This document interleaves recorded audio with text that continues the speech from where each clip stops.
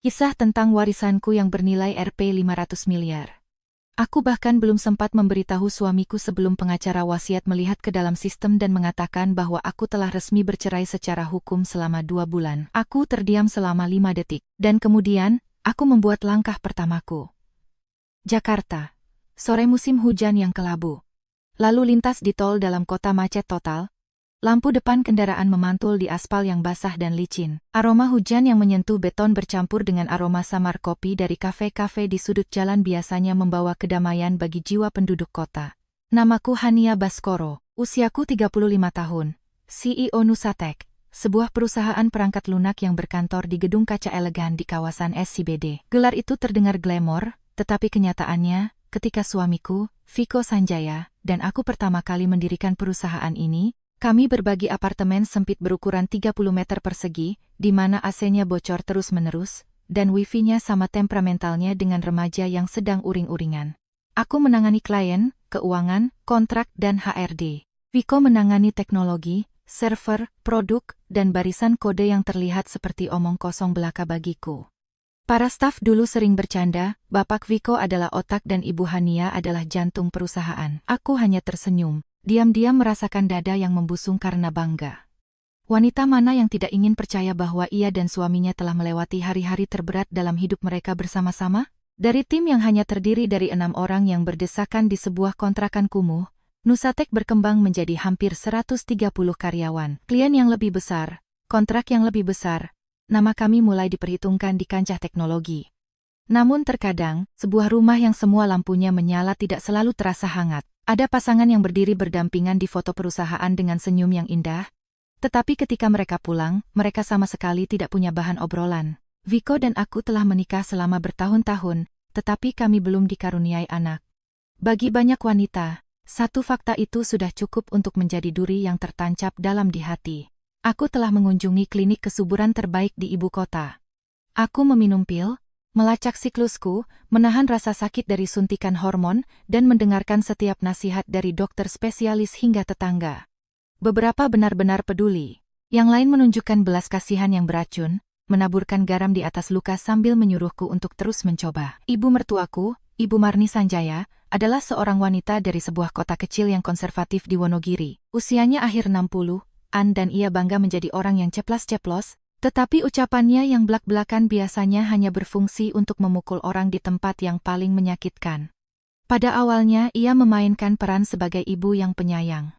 Makan yang banyak, Hania, kamu kerja terlalu keras.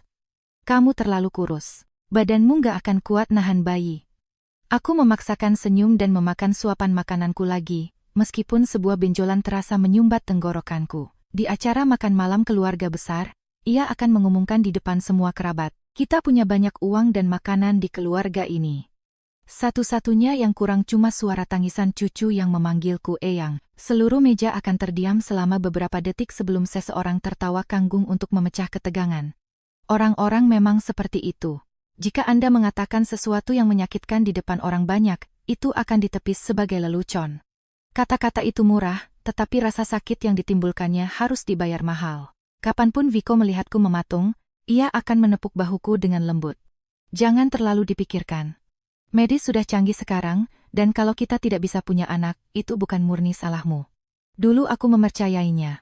Aku sangat mempercayainya sehingga pada banyak malam ketika ia pulang terlambat, berbau samar parfum asing yang bercampur dengan hujan, aku meyakinkan diriku bahwa ia baru saja bertemu klien di restoran kelas atas. Aku sangat mempercayainya sehingga ketika ia mengatakan server sedang down dan ia harus begadang di kantor, aku hanya mengirimkan pesan teks agar ia ingat untuk makan dan tidak minum terlalu banyak kopi. Pernah aku bertanya padanya, kenapa kamu sibuk sekali akhir-akhir ini? Kamu jarang pulang untuk makan malam. Viko tidak menatapku. Ia hanya melepas jam tangannya, meletakkannya di meja rias, dan berkata, suaranya meneteskan kelelahan. Peluncuran produk baru sudah dekat. Kalau bukan aku yang stres memikirkannya, siapa lagi? Kamu kan CEO. Memangnya kamu nggak ngerti tekanan teknis? Aku terdiam. Hal yang paling mengerikan dalam pernikahan bukanlah pertengkaran. Bertengkar berarti masih ada hubungan manusia. Hal yang paling mengerikan adalah membuka mulut Anda dan segera merasa seperti Anda merepotkan pasangan Anda. Malam itu, aku membuat iga bakar madu dengan kentang tumbuk dan wortel panggang, semua makanan kesukaan Viko. Aku bahkan menyempatkan diri untuk membeli potongan daging premium dari toko daging khusus di Grand Lucky SKBD. Tukang daging itu tersenyum, melihat betapa cermatnya aku memilih daging masak untuk suami. Ya, Bu? Dia pria yang beruntung. Aku hanya balas tersenyum. Saat itu, aku masih percaya makanan hangat bisa mempertahankan keutuhan rumah. Butuh waktu lama bagiku untuk memahami bahwa tidak peduli seberapa lezat makanannya, itu tidak akan menahan seorang pria yang sudah memutuskan untuk makan di tempat lain. Viko pulang jam 8.00 malam. Ia duduk, memakan 2 suap kentang, memotong sepotong kecil iga, dan berdiri. Aku harus kembali ke kantor. Ada error di sisi server. Aku melihat piringnya yang hampir penuh. Makanlah sedikit lagi. Kamu belum makan apa-apa sejak siang. Aku kenyang. Ia berhenti. Ada apa lagi, Hania? Aku ingin bertanya apakah ia masih mencintaiku. Aku ingin bertanya mengapa ia menatapku seolah aku adalah perabot tua yang belum cukup rusak untuk dibuang, tetapi tidak lagi dihargai. Tapi alih-alih, aku hanya berkata, di luar hujannya deras. Bawa jaketmu. Viko meraih jaketnya, nadanya sedikit melembut. Kamu fokus saja urus perusahaan. Biar aku yang memikirkan urusan rumah tangga. Saat itu, kedengarannya sangat normal, sepasang suami istri membagi beban mental. Aku sama sekali tidak tahu bahwa dalam versinya tentang rumah tangga, tidak ada lagi ruang untukku. Setelah Viko pergi, dapur menjadi sangat sunyi. Aku bisa mendengar detak jam dinding.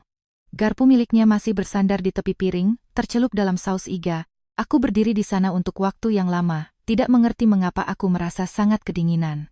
Ponselku menyala, pesan dari ibu mertuaku. Kamu datang ke acara makan malam keluarga hari Minggu nanti. Sudah ke dokter lagi? Ibu dengar ada spesialis kandungan yang bagus di Jakarta. Aku menatap layar dan menghela napas panjang. Setiap kali ia menyebut kata dokter, aku merasa seperti pohon yang dicabut dengan paksa hanya agar orang bisa memeriksa apakah ia hidup atau mati. Aku membalas pesan, iya, Bu. Hania akan kosongkan jadwal. Sesaat kemudian, ia membalas, tugas tertinggi seorang istri adalah memberikan penerus bagi keluarga suaminya. Sebanyak apapun uang di dunia ini, tidak akan mengubah hal itu, Hania. Aku meletakkan ponselku. Di luar balkon, hujan menerjang kaca dalam garis-garis panjang. Kota itu bersinar terang, mobil-mobil berlalu lalang, restoran-restoran sibuk, orang-orang tertawa. Hanya rumahku yang terang benderang, tetapi sedingin ruang tunggu. Aku dulu berpikir pernikahanku hanya sedang lelah. Kami adalah mitra bisnis di bawah tekanan besar uang, perusahaan keluarga, dan infertilitas. Siapa yang tidak akan sedikit menjauh? Aku percaya bahwa jika aku berusaha lebih keras, bertahan lebih banyak dan lebih mencintainya, semuanya akan berlalu. Namun, beberapa lautan tidak akan pernah bisa dikuras. Karena saat satu orang dengan susah payah menimba air keluar, orang yang lain diam-diam mengebor lubang di dasar perahu. Malam itu, Viko tidak pulang. Ia mengirim pesan sekitar jam 1.00 pagi. Tidur di kantor. Kunci pintunya. Aku memegang ponsel dan menatap pesan itu untuk waktu yang lama. Untuk pertama kalinya dalam bertahun-tahun, aku tidak membalas. Aku berjalan ke ruang tamu dan melihat foto pernikahan yang tergantung di dinding. Dalam foto itu, aku mengenakan kebaya putih dan Viko tersenyum lembut, memegang tanganku seolah ia tidak akan pernah melepaskannya. Aku mengulurkan tangan dan menyentuh kaca yang sedingin es. Aku tidak tahu saat itu bahwa pria dalam foto itu telah keluar dari pernikahan kami sejak lama. Ia hanya belum memberitahuku, atau lebih tepatnya, ia telah memberitahuku dengan cara yang paling brutal. Aku hanya belum melihatnya. Bertahun-tahun yang lalu, ketika rumahku pertama kali mulai mendingin, aku percaya pada prinsip yang sangat sederhana. Jika Anda membantu seseorang di jalan mereka, mereka tidak harus berutang nyawa kepada Anda. Hanya saja, jangan berbalik dan mendorong penyelamat Anda dari tebing. Tetapi hidup tidak menandatangani kontrak moral dengan siapapun. Pada akhir tahun 2019, ketika Nusatek masih berjuang untuk mendapatkan kontrak-kontrak kecil, aku menemani ayahku, Ridwan Baskoro, dalam perjalanan amal ke sebuah desa miskin di kawasan Gersang Gunung Kidul, Yogyakarta. Ayahku adalah seorang pengusaha sukses selama bertahun-tahun. Tetapi ia membenci filantropi mencolok yang didorong oleh PR. Ia sering berkata, kalau kamu mengambil lebih banyak foto dirimu sendiri daripada bertanya kepada orang-orang apa yang mereka butuhkan, kamu cuma memberi makan egomu sendiri. Aku akan tertawa dan berkata, Bapak terlalu ketat. Siapa yang bisa hidup seperti itu? Ia akan menatapku, matanya dalam dan lembut. Bersikap tegas dengan uang dan kebaikan akan menyelamatkanmu dari banyak kesedihan, Hania. Dunia ini punya banyak orang yang benar-benar menderita. Tapi ada juga mereka yang menggunakan penderitaan mereka sebagai umpan. Saat itu, aku hanya berpikir ia adalah lelaki tua yang sinis. Aku tidak tahu kata-katanya kelak akan tertancap dalam ingatanku seperti paku berkarat. Pada perjalanan itu, kami mengunjungi sebuah area perkampungan yang reyot. Udara malam sangat dingin dan anak-anak berlarian dengan jaket tipis. Pipi mereka merah karena angin, menatap kami dengan campuran rasa ingin tahu dan kelelahan. Di sanalah aku bertemu Kirana Jati. Usia Kirana baru menginjak awal 20-aan, sangat kurus dengan kulit pucat dan mata yang selalu terlihat seperti hampir menangis. Ia berdiri dengan malu-malu di belakang ibunya, Bu Lastri. Tangannya memelintir ujung sweternya yang murah. Begitu Bu Lastri melihat ayahku, ia meledak dalam tangisan teatrikal. "Tolong Pak, Bapak harus bantu kami. Kami utang sama orang jahat banyak sekali. Mereka mau maksa anak perempuan saya lari sama rentenir tua brengsek untuk melunasi utangnya. Dia masih terlalu muda. Sebagai ibu, hati saya hancur." Kirana berlutut di depan ayahku. Aku panik dan bergegas maju untuk menariknya berdiri. "Berdiri, tolong. Beritahu kami apa yang terjadi. Jangan begini." Kirana meraih tanganku. Tangannya sedingin es. "Tolong Mbak Hania. Aku nggak mau pergi sama dia. Aku mau sekolah. Aku mau kerja.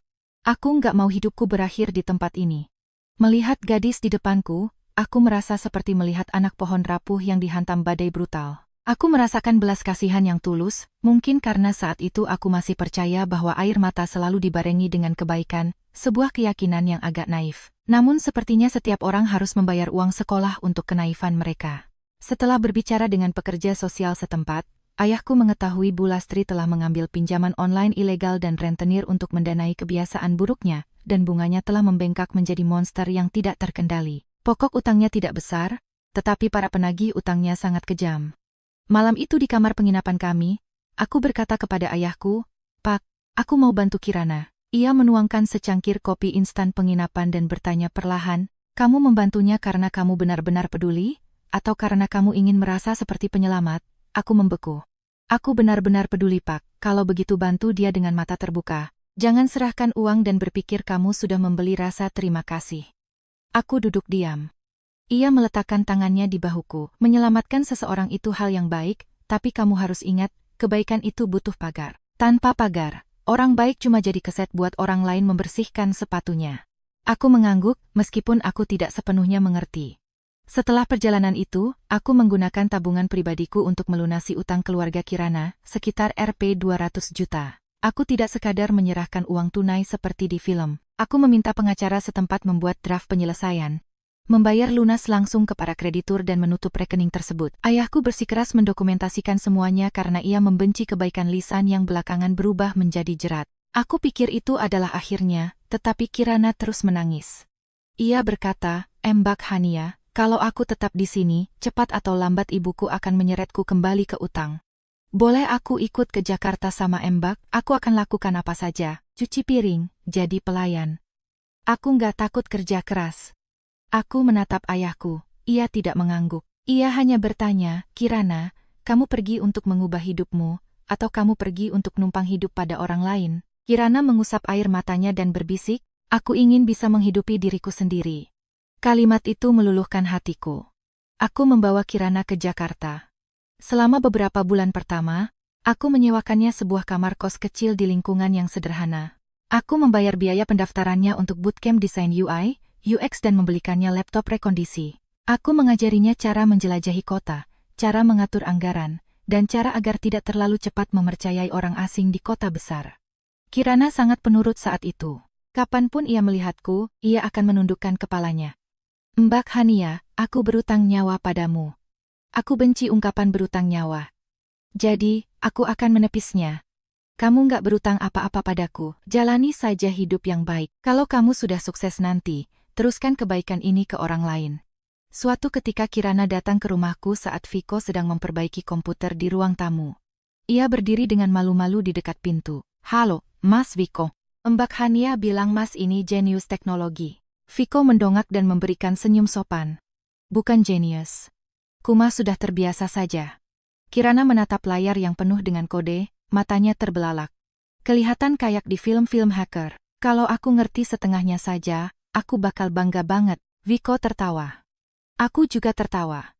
Aku bahkan bercanda, kamu harus ajarin Kirana dasar-dasarnya. Dia lagi belajar desain UI. Ngerti back-end bakal bantu dia dapat kerjaan. Viko mengangkat bahu. Boleh, kalau aku ada waktu.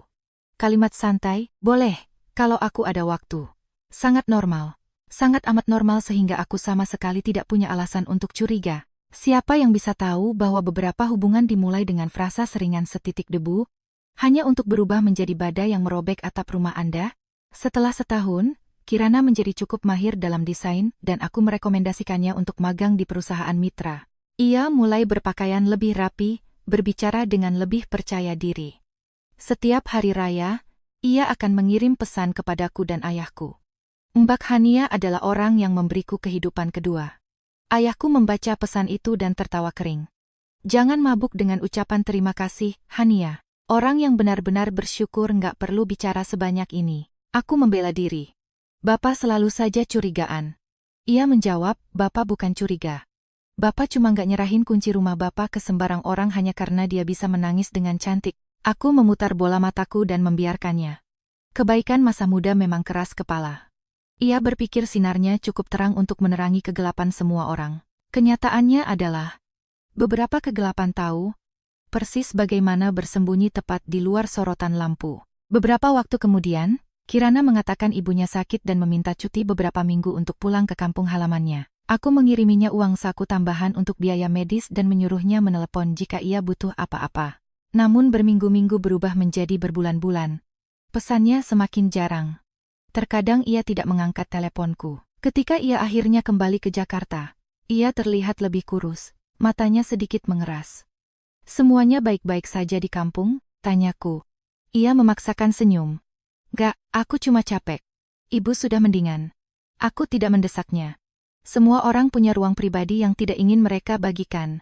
Aku menghormati batasannya. Kini jika mengingatnya kembali, ironinya terasa seperti abu. Jika seseorang menghilang dari hidup Anda untuk beberapa waktu dan Anda tidak bertanya persis apa yang mereka lakukan, ketidakhadiran itu pada akhirnya akan kembali untuk menghukum Anda dengan cara yang paling menyiksa. Saat itu, aku pikir aku telah menarik Kirana keluar dari lumpur. Aku tidak tahu bahwa beberapa orang memanjat keluar dari lumpur bukan untuk mencuci kaki mereka, tetapi untuk belajar bagaimana menyeret orang lain turun bersamanya. Ayahku meninggal pada hari ketika hujan turun dengan sangat deras. Hujan di Jakarta tidak hanya lewat seperti badai biasa. Hujan itu berlarut-larut dari pagi hingga malam, bergendang tanpa henti di atap rumah sakit, merendam pepohonan, dan membasahi bahu orang-orang yang datang untuk melihatnya untuk terakhir kalinya. Aku berdiri di samping peti mati, tanganku membeku, mendengarkan suara khidmat sang ustaz, sementara dadaku terasa seperti telah dilubangi dengan sendok. Ridwan Baskoro, ayahku telah menghabiskan hidupnya berbisnis dengan hati-hati. Ia adalah pria yang baik, berbelas kasih, tetapi tidak pernah mau diinjak-injak. Ia mengajariku cara membaca kontrak, cara membedah laporan keuangan, dan cara menilai seseorang tidak hanya dari kata-katanya. Namun, pelajaran terakhir itulah yang benar-benar lupa aku terapkan pada pernikahanku sendiri. Di pemakaman, Viko berdiri di sisiku, mengenakan kemeja hitam, wajahnya muram. Ia sesekali meletakkan tangan di bahuku di depan kerabat-kerabatku. Yang kuat, Hania. Kamu masih punya aku. Aku mempercayainya. Ketika seorang wanita kehilangan ayahnya, jika ia masih memiliki suami di sisinya, ia secara naluriah akan bergantung padanya seperti pilar penopang beban terakhir di rumah yang runtuh. Aku melakukan hal itu. Aku bersandar pada Viko dan menangis sampai tenggorokanku perih, sama sekali tidak menyadari bahwa pilar itu dicat dengan indah di luar, tetapi telah membusuk sepenuhnya di dalam. Tak lama setelah pemakaman, pengacara Melissa Chandra meneleponku. Melissa telah menangani urusan hukum ayahku selama bertahun-tahun. Seorang wanita yang seteliti pembuat jam tangan. Ia berkata, Hania, tolong luangkan waktu untuk datang ke kantorku. Kita perlu memulai proses wasiat untuk harta peninggalan Pak Ridwan. Aku menjawab tanpa pikir panjang. Oke, atur saja jadwalnya untukku. Sejujurnya, aku tidak memikirkan uangnya.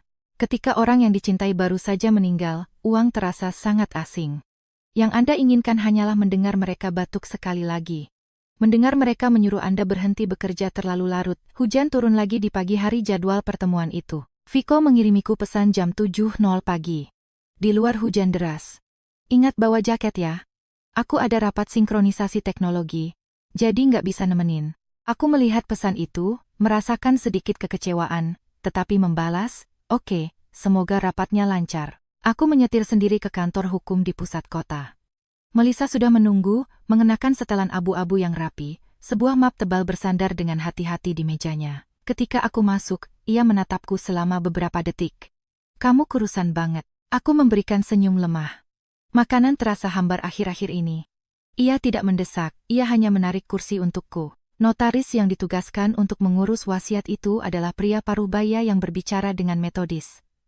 Ia memverifikasi KTP-ku, memeriksa akta kematian ayahku, dan mulai membaca wasiat. Aku duduk di sana, awalnya tenang, tetapi saat ia membaca, tanganku mulai mencengkeram tepi dompetku semakin erat. Ayahku meninggalkan warisan senilai kurang lebih Rp500 miliar. Itu termasuk saham di sebuah perusahaan logistik besar, beberapa properti sewa komersial, rekening deposito, dan sebidang tanah industri besar yang disewakan di pinggiran kota. Aku tahu ayahku kaya, tetapi aku tidak tahu ia telah mengatur semuanya dengan sangat cermat. Tetapi yang membuatku tercekat bukanlah angkanya. Itu adalah klausul spesifik dalam surat wasiat tersebut. Seluruh aset tersebut di atas diwariskan secara eksklusif kepada putri saya, Hania Baskoro, sebagai harta bawaan dan terpisahnya. Harta ini tidak boleh dikampur dengan harta Gonogini, juga tidak boleh digunakan untuk menjamin kewajiban keuangan individu lain kecuali putri saya secara tegas menyetujuinya dalam perjanjian tertulis terpisah yang mengikat secara hukum. Aku menundukkan kepala, setetes air mata jatuh ke punggung tanganku. Ayahku telah tiada. Tetapi ia masih membangun atap di atas kepalaku untuk melindungiku dari badai. Melissa meletakkan tangannya dengan lembut di atas dokumen tersebut. Pak Ridwan menyiapkan ini dengan sangat hati-hati. Dia bilang padaku, Hania itu hatinya besar. Tapi kadang dia terlalu mencintai orang sampai lupa melindungi dirinya sendiri. Aku memalingkan wajahku, tiba-tiba merasa sangat malu. Ayahku bisa melihat menembus diriku. Sementara aku menghabiskan bertahun-tahun berpikir aku sangat pintar. Sang notaris terus memproses informasi, mengetik di komputernya. Setelah beberapa saat, ia berhenti dan melihat ke layar, ekspresi aneh melintas di wajahnya. Ibu Hania, saat ini database kependudukan menunjukkan status perkawinan Anda sebagai cerai dari Viko Sanjaya. Putusan Verstek untuk penyelesaian harta Gonogini dan pembubaran perkawinan telah didaftarkan dan mulai berlaku pada akhir kuartal pertama tahun ini. Bisa Anda verifikasi informasi ini? Aku pikir aku salah dengar. Maaf, Bapak bilang apa? Sang notaris kembali menatap layarnya, mempertahankan nada profesionalnya. Anda dan Viko Sanjaya telah menyelesaikan perceraian tak terbantahkan. Pengadilan negeri telah mengeluarkan putusan akhir. Kami perlu memverifikasi ini untuk mengkategorikan harta bawaan Anda secara akurat untuk pengalihan aset warisan. Aku duduk lumpuh total. Di luar jendela kaca, hujan menerpa gedung dengan ganas. AC berdengung stabil di dalam ruangan. Aku dengan jelas mendengar suara pulpen Melissa jatuh ke mejanya. Aku berbicara perlahan, melafalkan setiap suku kata. Saya masih tinggal bersama suami saya. Tidak ada yang langsung menjawab. Aku mengeluarkan ponselku dan menemukan pesan Viko dari pagi itu. Kata-kata, di luar hujan deras. Ingat bawa jaket, masih ada di sana. Begitu perhatiannya sampai membuat mual. Seorang pria yang mengingatkan istrinya untuk membawa jaket di pagi hari karena khawatir akan hujan, tetapi di atas kertas ia telah bercerai darinya selama berbulan-bulan. Manusia benar-benar makhluk yang luar biasa. Kita bisa memegang payung di atas diri kita sendiri sembari menggali kuburan di bawah kaki orang lain. Anda hampir ingin bertepuk tangan berdeham jika hati Anda tidak sedang hancur berkeping-keping. Melissa lebih dulu memulihkan ketenangannya. Ia menatap notaris itu. Bisa Anda tarik berkas persidangan dan pengajuannya? Klien saya sama sekali tidak tahu soal ini. Beberapa menit kemudian, dokumen-dokumen itu dicetak. Halaman-halaman itu terwujud di depan mataku seperti bilah-bilah pisau yang tipis dan setajam silet. Surat gugatan cerai, surat pelepasan hak panggilan sidang, perjanjian penyelesaian harta Gonogini yang membebaskan hak untuk menggugat aset perkawinan. Alamat surat menyurat untuk semua pemberitahuan pengadilan. Kantor Pusat Nusatek. Dan di bagian bawah perjanjian itu terdapat tanda tanganku. Itu bukan palsu. Itu bukan jiplakan yang ceroboh. Itu adalah tanda tanganku yang asli. Lembut di lengkungan pertama, sedikit terangkat di bagian akhir, persis seperti caraku menandatangani namaku selama bertahun-tahun. Aku gemetar begitu hebatnya sampai aku tidak bisa memegang segelas air yang disodorkan Melissa. Ia menawariku tisu, tetapi aku tidak bisa menangis. Beberapa kejutan membuat Anda meraung, yang lain mengunci air mata Anda, membekukan rasa sakit itu padat di tenggorokan Anda. Kenangan membanjiri kembali dengan kecepatan yang mengerikan. Berbulan-bulan yang lalu, Viko telah menyerahkan setumpuk besar dokumen kepadaku. Ia mengatakan itu adalah dokumen restrukturisasi perusahaan yang diperlukan untuk putaran pendanaan seri B kami. Hari itu, aku baru saja kembali dari rumah sakit setelah melihat kesehatan ayahku menurun. Aku kelelahan sampai ke tulang-tulangku. Viko meletakkan pulpen di tanganku. Tanda tangan di bagian tab ini buat aku, Hania. Orang-orang VC, Venture Capital, butuh ini secepatnya. Ini sebagian besar adendum teknis dan resolusi Dewan Internal. Aku ingat bertanya padanya, apa aku perlu membacanya sampai selesai? Viko tersenyum dan memijat bahuku. Kamu nggak percaya padaku? Ini perusahaan kita. Apa aku bakal ngelakuin sesuatu yang nyakitin kamu, dan aku menandatanganinya? Aku menandatanganinya karena aku kelelahan. Aku menandatanganinya karena aku mempercayainya. Aku menandatanganinya karena aku berpikir, kita sudah menikah. Kenapa kita harus saling menjaga jarak soal dokumen? Sungguh, pelajaran paling mahal tidak dibayar dengan uang tunai. Pelajaran itu dibayar dengan seluruh hidup seorang wanita. Aku menatap Melissa, suaraku serak. Melissa, aku dijebak untuk menandatangani surat ceraiku sendiri, kan? Melissa tidak langsung menjawab. Ia hanya berkata, tetap tenang, Hania. Ada tanda bahaya besar di sini, tapi kita harus bergerak selangkah demi selangkah. Pertama, dapatkan salinan resmi dari seluruh berkas perceraian. Dan ingat satu hal, aset yang ditinggalkan Pak Ridwan untukmu adalah murni harta bawaanmu. Secara hukum, fakta bahwa kamu saat ini bercerai justru membuat Viko mustahil menyentuh sepeser pun dari warisanmu. Aku memejamkan mata. Dalam rentang waktu 1 pagi, aku belajar bahwa aku mewarisi Rp 500 miliar. Dan aku belajar bahwa suamiku secara diam-diam telah menghapusku secara hukum dari hidupnya. Di satu sisi, tindakan cinta terakhir ayahku. Di sisi lain, tikaman paling dingin dari belakang dari pria yang tidur di ranjangku. Aku tidak menjerit. Aku tidak membalikkan meja. Aku tidak langsung menelepon Viko. Aneh. Ketika rasa sakit mencapai titik terendah, Anda menjadi sangat tenang, seperti Anda tidak punya apa-apa lagi untuk dirugikan. Aku menandatangani tanda terima untuk salinan yang diperlukan dan memasukkannya ke dalam tasku. Sebelum meninggalkan kantor, aku menunduk melihat klausul dalam wasiat ayahku. Tidak tunduk pada aset perkawinan. Tiba-tiba, aku mengerti. Ayahku tidak hanya meninggalkanku uang, ia meninggalkanku tali penyelamat. Viko mungkin berpikir ia mendorongku keluar dari hidupnya di saat yang tepat. Tetapi ia tidak tahu bahwa dengan mengajukan perceraian licik itu, ia baru saja memutuskan tangannya sendiri secara hukum dari kekayaan yang keserakahannya bahkan belum sempat lihat. Meninggalkan kantor hukum, aku tidak pulang. Aku duduk di dalam mobilku di garasi parkir bawah tanah untuk waktu yang lama, tanganku bertumpu pada amplop coklat. Aku sangat ketakutan bahwa jika aku melepaskannya, mimpi buruk ini akan berlanjut. Hujan telah mereda menjadi gerimis. Namun di dalam kepalaku, 100 pertanyaan saling bertabrakan dengan ganas. Jika aku tidak melihat langsung berkas pengadilan dengan mataku sendiri, aku mungkin akan mati dengan keyakinan bahwa suamiku hanya sedang menjauh. Aku tidak akan pernah membayangkan ia bisa dengan tenang memasang perangkap untukku di dalam rumahku sendiri, di dalam perusahaanku sendiri, di dalam dokumen-dokumen yang aku percayakan padanya untuk kutandatangani. Ponselku bergetar. Dari Melissa. Kamu di mana? Masih di parkiran. Aku belum mau pulang. Naik ke kantor utamaku. Kita perlu membedah berkas ini sekarang. Aku melajukan mobil ke kantor utama Melissa. Begitu aku masuk, ia telah menyebarkan kertas-kertas di meja konferensinya, diberi kode warna dengan sticky notes. Ia mendongak, suaranya rendah dan mantap. Hania, duduk. Ini menyakitkan, aku tahu, tapi kamu harus tajam sekarang. Aku duduk, mengaitkan jari-jariku erat-erat. Ia menunjuk ke halaman-halaman itu. Lihat, surat gugatan, pelepasan hak panggilan, perjanjian pembagian aset. Tanda tangannya semuanya benar-benar milikmu. Ini bukan pemalsuan. Aku menelan ludah dengan susah payah.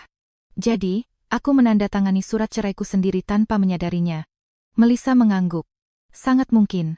Dan kamu bilang, Viko menyuruhmu menandatangani setumpuk dokumen pendanaan baru-baru ini? Aku memejamkan mata, memaksa diriku mengingat setiap detail. Ayahku baru saja masuk ICU lagi.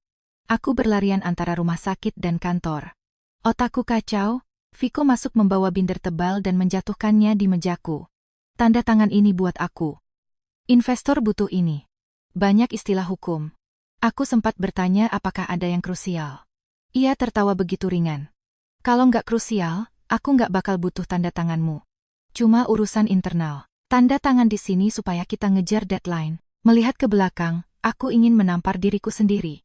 Mereka bilang pena lebih tajam daripada pedang, tetapi penaku benar-benar mengeksekusi pernikahanku. Dan aku berterima kasih kepada Algojoku karena telah menyerahkannya kepadaku. Melissa membalik ke halaman berikutnya. Anomali lain. Alamat surat menyurat untuk pemberitahuan pengadilan adalah Nusatek, bukan rumahmu. Ada otorisasi pengalihan surat di sini.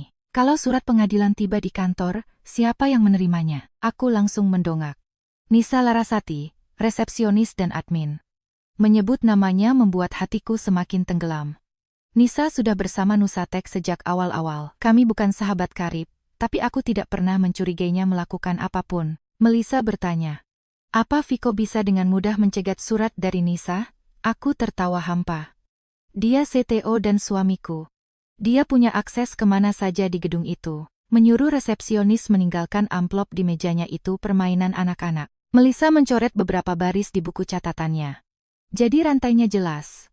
Viko menyelipkan surat cerai ke dalam berkas perusahaan, lalu mencegat panggilan pengadilan dengan mengirimkannya ke kantor.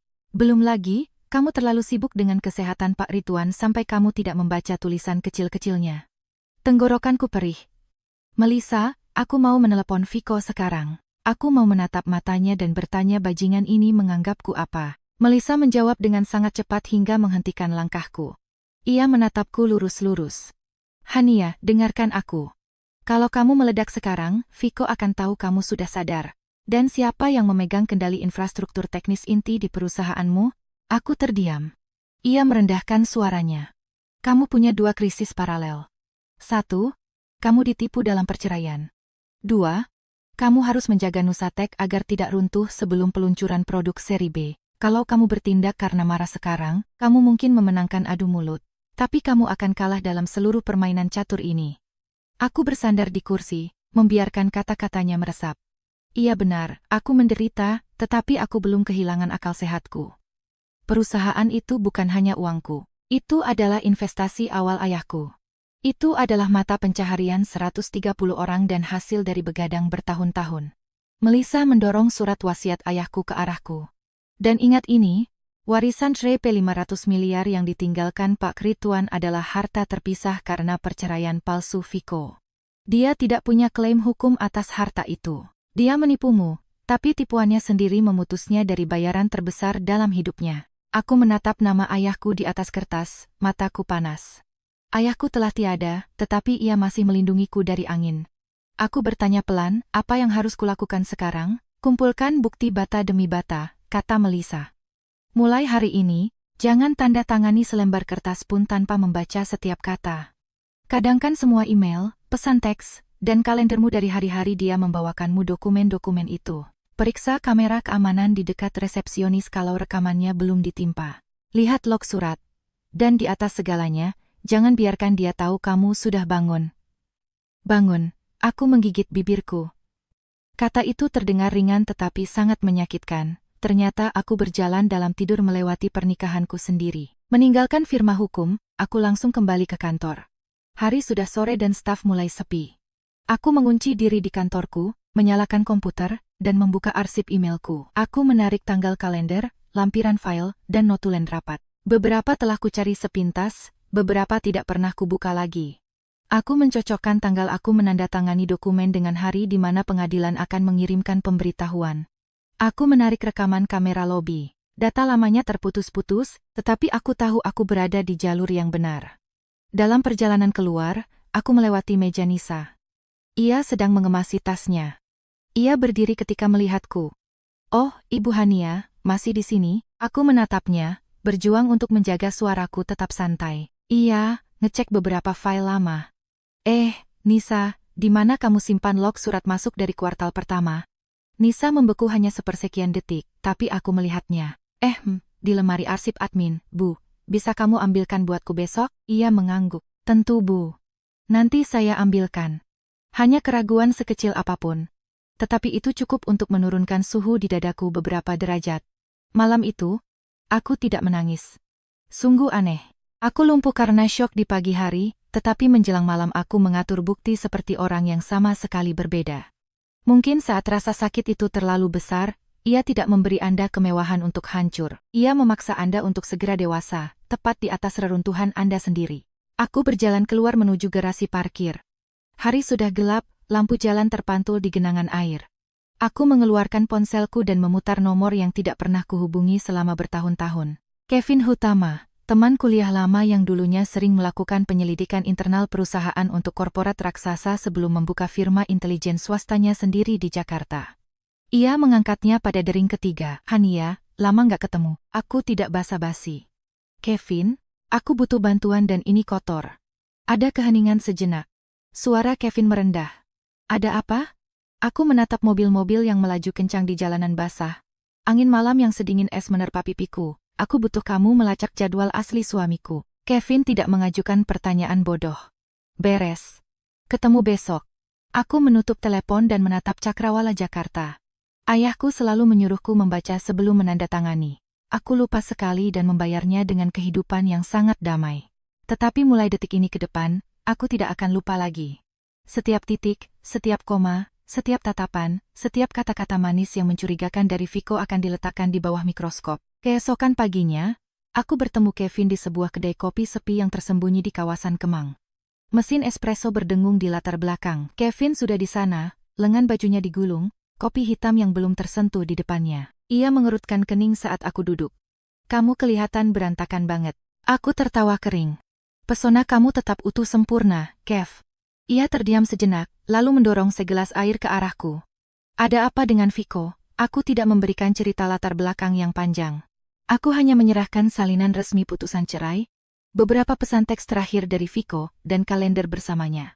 Kevin membacanya perlahan. Ketika ia selesai, ia bersandar dan mengembuskan napas. Hania, ini bukan cuma cowok selingkuh. Aku tahu sejauh mana kamu mau aku menggali. Aku akan menggali sampai kita menyentuh kebenaran mutlak. Kevin menatapku bukan dengan rasa kasihan, tetapi dengan fokus penuh perhitungan. Itulah tepatnya yang aku butuhkan.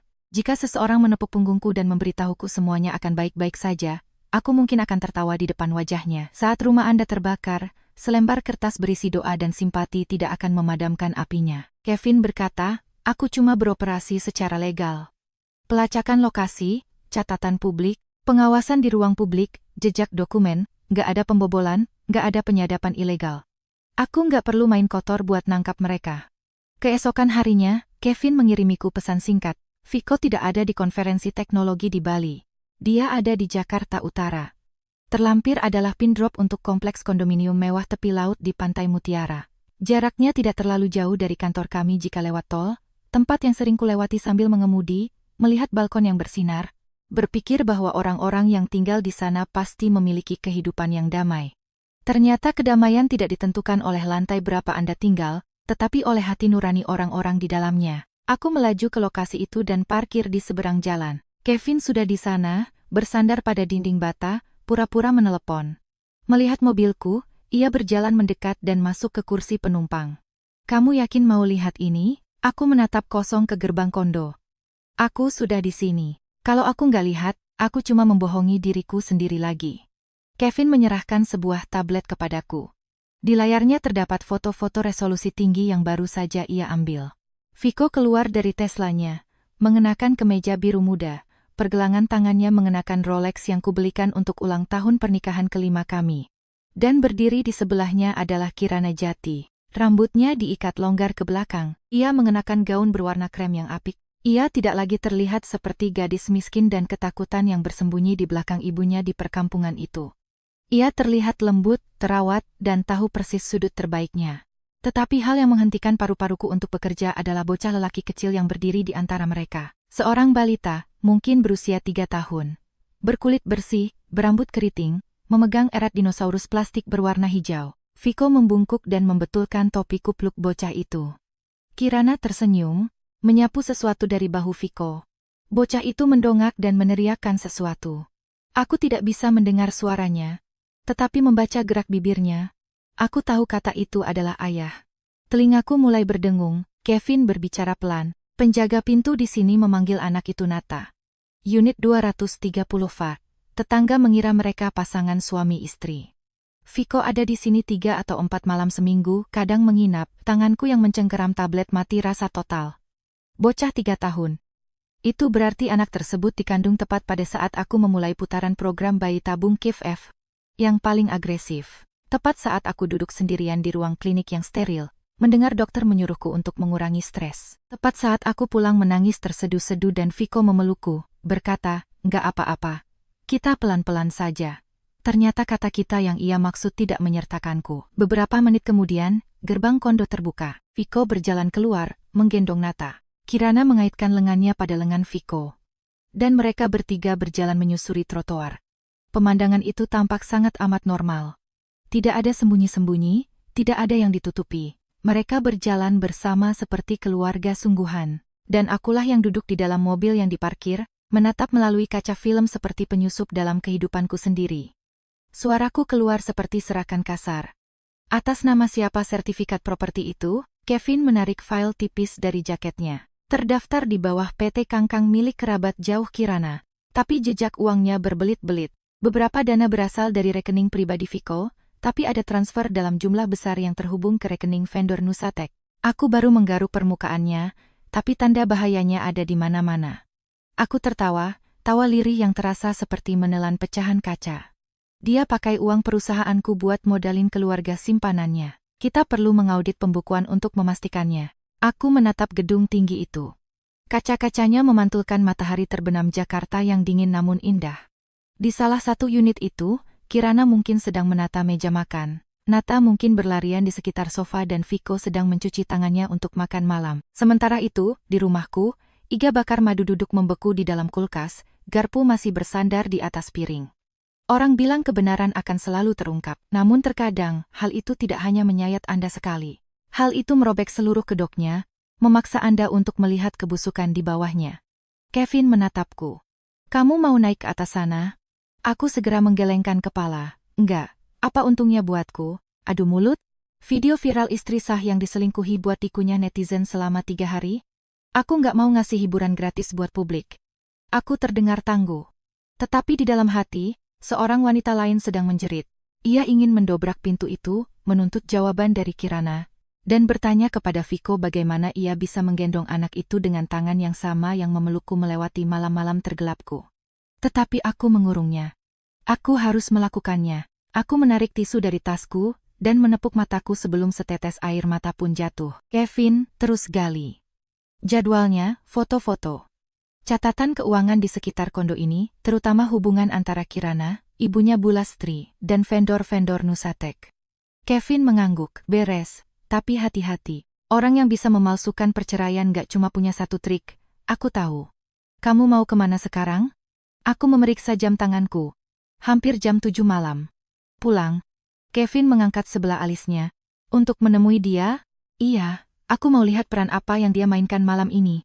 Kevin tidak menghentikanku. Mungkin ia mengerti bahwa terkadang pihak yang dikhianati perlu menatap lekat-lekat pengkhianatnya untuk terakhir kali, bukan karena harapan, tetapi untuk benar-benar membunuh apapun sisa kelembutan yang ada di hatinya. Ketika aku masuk ke rumah, ruang tamu terang benderang. Viko sedang duduk di sofa, sudah berganti pakaian kerja, rambutnya sedikit lembab karena habis mandi. Di atas meja kopi ada sepiring irisan buah apel. Ia mendongak, nadanya sepenuhnya santai. "Hei, kamu pulang telat." Aku berdiri di ambang pintu selama beberapa detik. Dulu, aku akan menjelaskan bahwa aku pergi menemui pengacara, notaris, mengurus harta warisan ayahku. Malam ini, aku hanya menganggapnya lucu. Pembohong selalu suka bertanya kemana orang lain pergi. Aku menendang sepatu hak tinggiku dan menjatuhkan tasku. "Banyak urusan." Viko menatap lebih dekat. "Matamu merah. Kamu habis nangis?" Aku berjalan ke dapur dan menuangkan segelas air. Punggungku menghadapnya. "Cuma kena angin dan hujan." Viko terdiam sejenak, lalu berkata, "Kamu terlalu sensitif akhir-akhir ini. Ayahmu meninggal, urusan perusahaan, masalah bayi. Kalau kamu terus memendamnya, kamu cuma menyiksa dirimu sendiri." Aku mencengkeram gelas dan berbalik untuk menatapnya. Pria yang baru saja menggendong seorang balita, yang memanggilnya ayah, masuk ke kondominium tepi laut, kini sedang duduk di rumahku, memakan buah apelku, menggunakan kepedulian palsunya untuk menutupi seluruh kehidupan gandanya. Aku berbicara dengan sangat pelan. Iya, aku harus belajar cara berhenti menyiksa diriku sendiri. Viko mengira aku sedang berbicara tentang kesedihanku. Ia mengangguk dan menggigit apelnya. Aku hanya menatapnya. Untuk pertama kalinya, aku tidak melihat suami yang kucintai. Aku melihat seekor parasit. Malam itu, aku tidak bertanya apa-apa lagi. Aku berjalan melewati foto pernikahan kami tanpa menyentuhnya. Ketika Anda kehilangan keyakinan, apa yang dulunya suci menjadi tak lebih dari sekadar gambar yang digantung di tempat yang salah. Aku masuk ke ruang kerjaku di rumah, mengunci pintu, membuka laptopku, dan membuat folder baru. Aku menamainya bukti. Aku mengunggah semua foto yang dikirimkan Kevin, Viko, Kirana, Nata, di luar kondo. Mereka bertiga terlihat sangat natural, tidak ada yang akan menyangka pria itu memiliki istri yang menunggunya di seberang kota. Aku duduk di depan monitor untuk waktu yang lama. Ada rasa sakit tumpul yang berdenyut di dadaku. Tidak meledak, hanya sakit yang tak henti-hentinya. Di ruang tamu, Viko menyalakan TV. Sayup-sayup suara siaran sepak bola malam melayang menyusuri lorong. Ia terkekeh melihat sebuah permainan, bertingkah seolah malam ini sangat normal. Kenormalan itu menakutkan. Seorang pria bisa mengkhianati wanita yang berbagi tempat tidur dengannya selama bertahun-tahun dan kemudian duduk di sofa, makan buah, menonton sepak bola, dan dengan santai bertanya mengapa matanya merah. Jika hati manusia memiliki dasar, beberapa orang telah mengebor langsung menembusnya. Aku mencetak beberapa foto itu. Bukan cetakan warna berkualitas tinggi, hanya cukup jelas untuk melihat wajah. Dan momen saat ia menggendong anak itu. Aku melipat kertas-kertas itu dan berjalan keluar. Viko masih di sofa, ia mendongak. Belum tidur? Aku melemparkan foto-foto itu ke atas meja kopi kaca. Lihat ini. Viko menunduk. Tepat 1 detik, wajahnya menjadi kaku. Tetapi ia pandai bersandiwara. Ia pulih seketika, duduk tegak, mengambil sebuah foto, dan melemparkannya kembali ke bawah. Kamu nyewa detektif buat ngikutin aku. Aku memberikan tawa pendek dan terengah-engah. Kamu punya kondo rahasia, simpanan, anak yang manggil kamu ayah, dan pertanyaan pertamamu adalah soal aku nyewa detektif. Viko terdiam. Ia meraih remote dan memut TV. Rumah itu menjadi sunyi senyap, kecuali suara hujan yang mengetuk kaca balkon. Karena kamu sudah tahu, aku nggak akan sembunyi lagi. Kata-kata itu jatuh ke meja seperti piring yang pecah. Siapa Kirana bagimu? Tanyaku. Ia tidak bergeming. Seseorang yang aku cintai. Aku pikir aku akan menjerit, tetapi tidak. Tenggorokanku sangat kering. Kata-kata keluar dengan sangat lambat. Dan aku? Viko mengerutkan kening. Hania, jangan bertingkah kayak kamu nggak ngerti. Kamu tahu gimana kita hidup beberapa tahun ini. Aku capek, dan kamu juga. Rumah ini isinya cuma kerjaan. Klinik IVF, suntikan hormon, dan stres. Aku ini laki-laki. Aku butuh keluarga sungguhan. Tanganku mengepal di sandaran kursi. Sebuah keluarga sungguhan. Suara Viko mengeras. Ibuku sudah nunggu cucu bertahun-tahun. Kamu pikir aku nggak merasakan tekanannya? Kirana memberiku anak laki-laki. Dia manggil aku ayah, dia lari meluk aku pas aku masuk pintu. Kamu, yang kamu kasih cuma rasa bersalah dan jalan buntu. Aku berdiri mematung, jadi semua jarum suntik, semua waktu aku berbaring sendirian di ruang klinik, semua malam aku terisak ke bantal, ketakutan dengan biologiku sendiri. Baginya, itu hanya rasa bersalah dan jalan buntu. Kamu selingkuh, punya anak rahasia, menjebakku untuk tanda tangan surat cerai, dan sekarang kamu nyalahin aku karena aku nggak subur. Viko berhenti saat mendengar kata cerai. Matanya berkilat, kamu tahu soal itu. Apa kamu pikir aku nggak akan pernah tahu? Ia berdiri dan berjalan ke arahku. Hania, jangan bersikap seolah aku satu-satunya penjahat di sini. Kertas itu jalan keluar buat kita berdua. Kamu tanda tangan. Hakim sudah mengesahkan. Kita sudah resmi cerai secara hukum. Kamu nyembunyiin surat cerai di dalam dokumen pendanaan seri B saat ayahku sekarat di rumah sakit. Dan kamu nyebut itu jalan keluar? Viko terdiam. Keheningan terkadang lebih kotor daripada kebohongan. Aku menunjuk ke pintu. Keluar dari rumah ini, dan efektif besok. Kamu diskors dari semua tugas eksekutif di Nusatek sampai masalah ini selesai. Viko mengeluarkan tawa pendek, kering, dan penuh penghinaan. Kamu pikir perusahaan itu bisa jalan tanpaku? Aku menatapnya. Perusahaan itu bukan punyamu sendiri. Sistem back-end intinya punyaku, Viko meludah, melafalkan setiap kata. Server, kunci enkripsi, arsitektur otentikasi, akses root, semuanya lewat aku. Peluncuran seri B tinggal beberapa minggu lagi. Kalau aku nggak main kooperatif, siapa yang bisa? Kamu mau main jadi CEO kejam, Hania? Pilih waktu yang lebih pintar buat melakukannya. Rasa dingin menjalar di tulang belakangku. Viko berjalan ke laptopnya di meja dan membukanya. Barisan kode dan panel admin yang tidak pernah kuotak-atik muncul. Ia mengetik beberapa baris dan memutar layar ke arahku. Lihat ini, kunci master server access deployment, dan ini, ia menunjuk ke sebuah file yang tampak tidak berbahaya. Kill switch, tombol pemutus. Kalau aku memicu ini, lingkungan demo hancur. Investor batal. Kita digugat karena pelanggaran kontrak. Semua 130 karyawan kesayanganmu bakal nonton kamu menghancurkan perusahaan. Aku tidak bisa berbicara. Viko merendahkan suaranya hampir berbisik. Dan bukan cuma itu. Aku punya email-email. Aku punya dokumen keuangan internal. Kalau aku mengatur ulang beberapa hal, aku bisa membuatnya terlihat seperti kamu yang menyetujui pembayaran vendor bodong. Kamu operator yang hebat, Hania, tapi pengadilan opini publik dan OJK nggak akan sememaafkan yang kamu kira. Aku menatap pria di depanku. Ini bukan suamiku. Ini adalah pria yang telah menempa pisau sejak lama dan hanya menunggu sampai aku menangkapnya berselingkuh sehingga ia bisa menempelkannya ke tenggorokanku. Aku ingin menamparnya. Aku ingin melemparkan segelas air ke wajah sombongnya dan berteriak bahwa ia adalah pengecut dan parasit. Tetapi di belakangku ada seluruh perusahaan.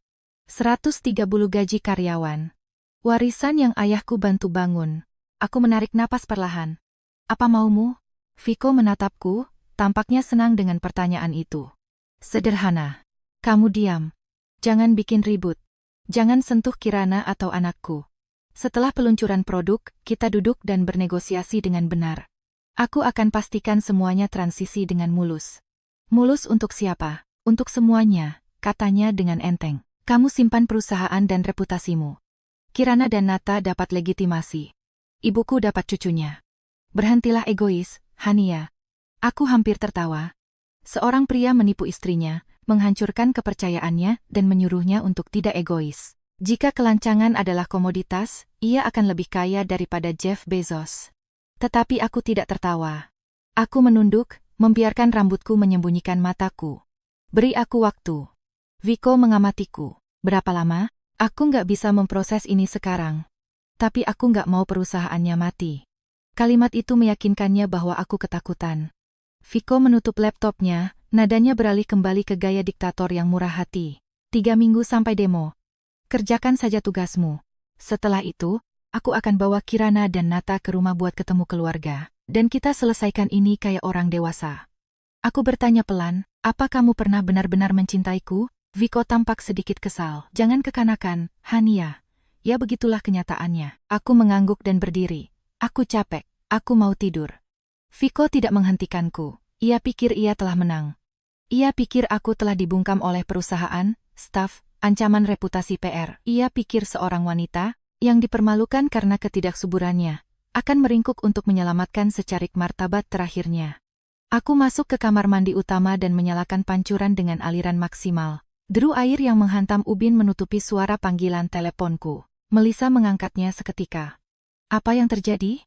Aku menatap diriku di cermin, mata merah, bibir pucat, tetapi suaraku sangat dingin dan tenang. Melissa, dia baru saja mengaku menjadikan infrastruktur teknologi perusahaan sebagai senjata untuk melawanku. Dia mengaku punya kill switch, kuncian server, dan memanipulasi dokumen keuangan untuk menjebakku. Hening di ujung sana. Apa kamu merekamnya? Aku menunduk melihat ponsel keduaku yang berada di saku jubah mandiku. Aplikasi perekam suara masih berjalan. Iya. Suara Melissa rendah, tajam, dan mematikan. Bagus, kita nggak cuma berurusan dengan penipuan cerai lagi. Kita berurusan dengan pemerasan korporat dan sabotase siber. Aku mematikan air, membiarkan udara dingin menerpa kulitku. Di luar sana, di ruang tamu, Viko sedang duduk di sofaku. Mengira ia telah memaksaku menundukkan kepala. Tetapi beberapa tundukan bukanlah tanda kekalahan. Terkadang Anda hanya melihat ke bawah untuk melihat di mana harus meletakkan perangkap beruang. Keesokan paginya, aku bangun lebih awal dari biasanya. Rumah itu sepi, sofa persis seperti semula. Cangkir kopinya di atas meja, sepatunya tertata rapi di dekat pintu. Jika Anda tidak tahu, Anda tidak akan pernah menebak ada pernikahan yang telah dibantai di sini tadi malam. Viko keluar dari walk-in closet, merapikan dasinya di depan cermin. Ia menatapku, suaranya seringan seolah tadi malam hanyalah mimpi. Kamu tidur nyenyak, aku sedang menuangkan kopi. Biasa aja, aku tahu kamu syok, tapi pada akhirnya kamu bakal sadar aku nggak punya pilihan lain. Aku menoleh ke arahnya selama sedetik. Aku ingin bertanya terbuat dari apa hatinya hingga bisa mengatakan sesuatu yang begitu menjijikkan dengan wajah datar. Tapi aku menelannya. Aku nggak mau bertengkar lagi. Aku capek. Hal itu meredakannya. Ia berjalan mendekat, nadanya menggurui. Fokus saja ke peluncuran. Kita urus sisanya nanti. Aku mengangguk. Benar. Kita urus nanti. Tetapi ia bukan satu-satunya yang membuat rencana. Setelah Viko pergi, aku menyetir langsung ke sebuah kafe di Senopati untuk menemui Melissa. Ia duduk di sudut belakang, laptopnya terbuka, buku catatan hukum, dan 2 kopi panas di depannya. Apalagi yang dia bilang? Tanyanya. Aku menggeser ponselku melintasi meja. Aku merekamnya saat mengaku menggunakan sistem perusahaan untuk memeras aku. Dia juga bilang setelah peluncuran, dia menuntut legitimasi untuk Kirana dan anaknya. Melissa mengangguk perlahan. Sempurna, kita punya anak panah lain di tabung kita. Tapi kamu harus ingat, jangan biarkan dia curiga kamu sedang menyerang balik. Aku membalutkan tanganku pada cangkir kopi. Tanganku masih dingin. Apa langkah selanjutnya? Melissa menulis 3 poin di catatannya. 3 front. 1. Penipuan cerai. 2. Pemerasan korporasi via akses teknologi. 3. Aliran keuangan yang tidak wajar. Kamu cuma berbagi informasi atas dasar need to know. Gak ada gosip. Aku melihat daftar itu, untuk pertama kalinya dalam beberapa hari, kekacauan di kepalaku tertata rapi. Pertama, kata Melissa, kamu jangan tanda tangan apapun tanpa membaca setiap halamannya. Jangan pernah karena alasan mendesak, rasa percaya, atau canggung. Biaya kuliah itu sangat mahal. Aku nggak akan lupa. Kedua, semua dokumen pribadimu, berkas asli perusahaan, dan stempel fisik masuk ke brankas yang aman, bukan di rumah. Aku mengangguk. Ketiga, perketat protokol untuk perubahan sistem back-end di kantor. Siapapun yang mau melakukan update harus bikin tiket log dan butuh persetujuan ganda. Jangan tunjuk jari ke Viko. Jadikan peluncuran produk seri B yang sudah dekat sebagai alasan untuk memperketat keamanan. Viko bakal benci itu. Bagus. Orang yang membenci protokol yang jelas biasanya sedang mencari pintu belakang. Meninggalkan kafe, aku pergi ke kantor lebih awal dari biasanya. Aku memanggil Larasati, akuntan kepala kami, ke ruanganku. Laras masuk membawa setumpuk faktur. Ibu manggil saya, aku menutup pintu dan merendahkan suaraku. Laras, aku butuh kamu mengecek dalam-dalam semua pengeluaran teknologi dan pemeliharaan eksternal selama 4 tahun terakhir. Lakukan ini sepenuhnya di bawah radar. Jangan tanya kenapa dulu. Laras mengerutkan kening. Ada yang salah, Bu? Aku belum punya kesimpulan, tapi aku harus yakin. Laras segera mengangguk. Paham, saya akan memfilter berdasarkan kelompok vendor dan melacak arus kasnya. Aku menatapnya, merasakan gelombang rasa syukur di dunia di mana keluargaku menikamku. Rekan kerjaku berdiri teguh pada prinsip. Selanjutnya, aku menelepon Nisa, sang admin. Ia masuk dengan ekspresi gugup. Duduklah, aku butuh log surat masuk dari kuartal 1. Nisa menelan ludah dengan susah payah. Boleh saya bawakan setelah makan siang, Bu? Aku menatap lurus ke matanya, suaraku tegas tapi terukur. Nggak, aku butuh sekarang juga. Nisa terdiam sedetik sebelum berbisik. Saya ambilkan sekarang, Bu. Ketika ia berbalik, aku menyadari sesuatu. Mata rantai terkecil dalam sebuah rantai biasanya adalah yang pertama kali berderik. Orang-orang yang melakukan pekerjaan kotor tidak selalu dalang yang jahat, tetapi mereka adalah kunci yang membuka brankas. Sore harinya, aku mengadakan rapat singkat dengan tim engineering dan operasional. Viko ada di sana. Aku mempertahankan persona CEO korporatku. Mulai hari ini sampai demo, setiap perubahan sistem membutuhkan tiket log dan tanda tangan akhirku. Nggak ada deployment liar di luar protokol. Viko bersandar, mencemu. Kenapa tiba-tiba banyak birokrasi? Para developer butuh fleksibilitas. Semakin dekat ke peluncuran, kapalnya harus makin ketat. Jawabku, aku nggak mau ambil risiko crash karena ada dorongan yang nggak terdokumentasi. Beberapa kepala departemen mengangguk setuju.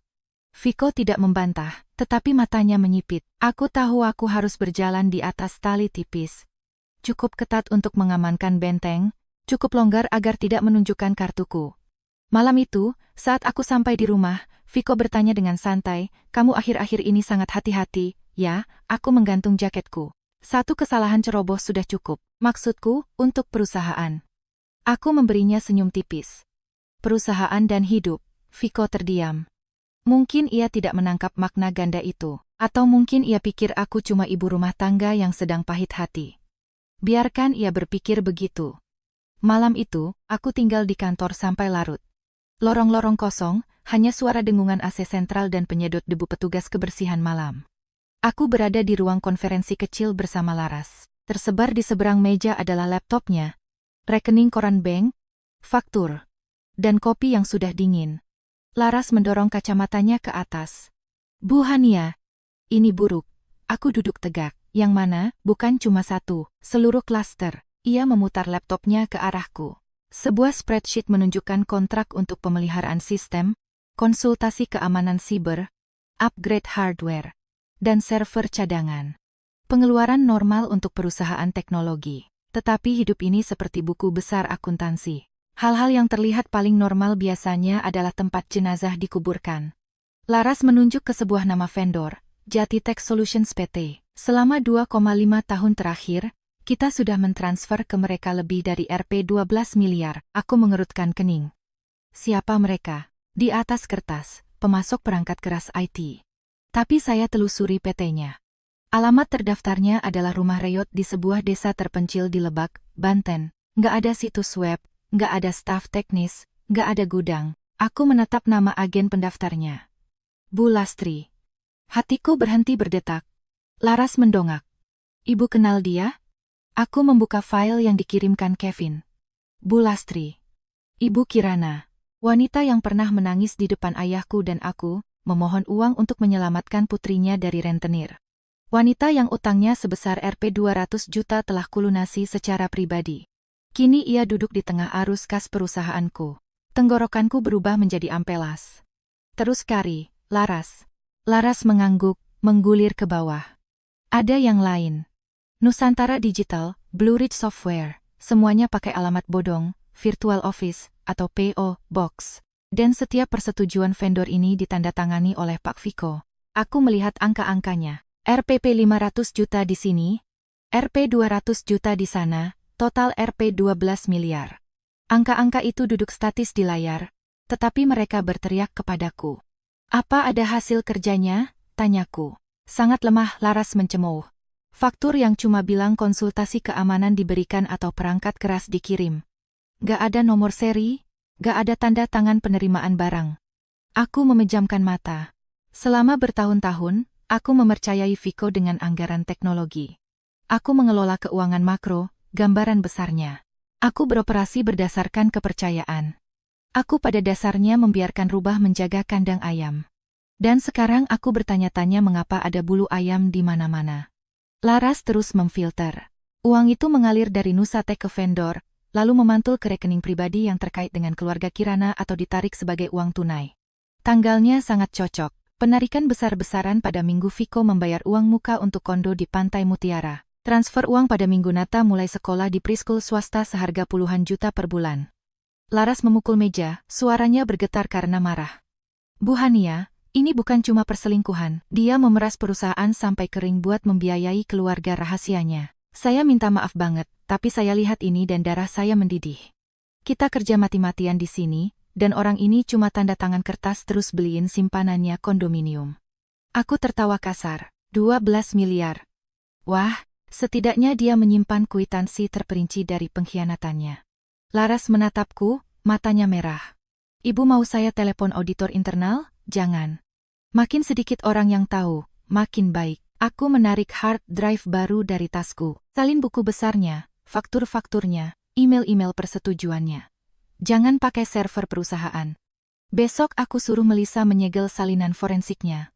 "Beres, Bu," kata Laras garang. Ketika aku meninggalkan kantor, aku melewati ruang engineering. Lampu ruangan Viko masih menyala. Ia sedang menatap monitor, mengenakan headphone. Terlihat persis seperti CTO yang berdedikasi bekerja lembur demi kebaikan perusahaan. Jika aku tidak melihat angka-angkanya, aku pasti merasakan gelombang cinta. Namun sekarang, cahaya monitornya hanya terlihat beracun. Aku mencengkeram hard drive di sakuku. Aku dulu berpikir wanita hanya mencuri suami dengan kecantikan, kata-kata manis, dan kamar motel rahasia. Sekarang aku tahu beberapa orang mencuri dengan perusahaan cangkang, faktur palsu, dan air mata buaya. 2 hari kemudian, aku keluar dari lift di rumahku dan langsung mendengar suara tawa anak kecil. Itu adalah suara cerah dan polos yang seharusnya menghangatkan rumah, tetapi terasa seperti jarum yang menusuk gendang telingaku. Aku membuka pintu. Di sebelah rak sepatu ada koper kecil berwarna biru. Sepasang sepatu kets balita berbentuk dinosaurus tergeletak di karpet. Di sofaku duduk Nata kecil, memeluk boneka binatang. Viko ada di sebelahnya memegang kotak jus, menatap anak laki-laki itu dengan kelembutan mutlak yang kumohon-mohon selama putaran IVF kami. Kirana berjalan keluar dari dapurku. Ia mengenakan celemekku. Itu adalah celemek linen krem dengan sulaman kecil ranting lavender. Souvenir yang dibelikan ayahku di Eropa. Aku jarang memakainya karena aku tidak ingin menodainya. Dan sekarang celemek itu melilit wanita yang dulu memanggilku penyelamatnya, berdiri di dapurku memasak makan malam. Kirana tersenyum lembut. Oh, Mbak Hania, udah pulang. Maaf banget aku nggak ngabarin. AC di kondok kita rusak dan tukang servis bilang butuh berhari-hari. Mas Viko bilang Nata dan aku bisa numpang di sini sebentar. Aku menatap Viko. Kamu memutuskan ini sepihak. Viko meletakkan kotak jus, nadanya sungguh tenang sampai membuat geram. Cuma buat beberapa hari, jangan bikin keributan di depan anak kecil. Anak kecil. Ia menggunakan anak itu sebagai tameng manusia. Membuat kesalahan, lalu menaruh balita di tengah baku tembak sehingga korban terlihat seperti monster jika mereka marah. Itu taktik manipulasi keji yang klasik. Nata mendongak menatapku. Tante ini Tante Hania. Aku menunduk memaksa suaraku melembut. Iya, Tante Hania. Ia mengangkat dinosaurus plastiknya. Roda dinosaurus plastik itu patah. Tante bisa benerin ini, ayah Viko bilang mau benerin, tapi dia lupa. Frasa ayah Viko terasa seperti pukulan fisik, tapi anak itu tidak tahu apa-apa.